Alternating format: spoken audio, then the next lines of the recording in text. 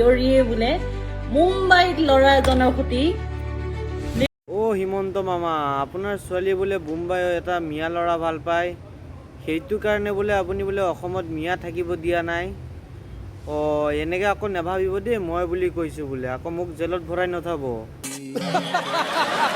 মই কোৱা নাই বোৱাৰীজনী কৈছে শুনি লওক মানুহ হিমন্ত বিশ্ব শৰ্মা ডাঙৰীয়াই মিয়া মিয়া মিয়া মিয়া চিঞৰি থাকোঁতে নিজৰ জীয়ৰীয়ে বোলে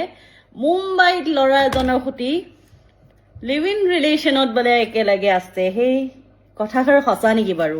মই নিউজত পোৱা মতে দেই নিউজত মানে বহুত পষ্টত পাই আছোঁ লিখা গৈছে হিমন্ত বিশ্ব শৰ্মা জীয়ৰী মিয়া যুৱকৰ সৈতে সম্পৰ্ক খবৰ অনুসৰি মুম্বাইত হেনো লিভ ইন ৰিলেশ্যনশ্বিপত আছে মুখ্যমন্ত্ৰী জীয়ৰী সেইবাবেহে হিমন্ত বিশ্ব শৰ্মা মিয়া আৰু লাভ জেহাদৰ বুলি চিঞৰি থাকে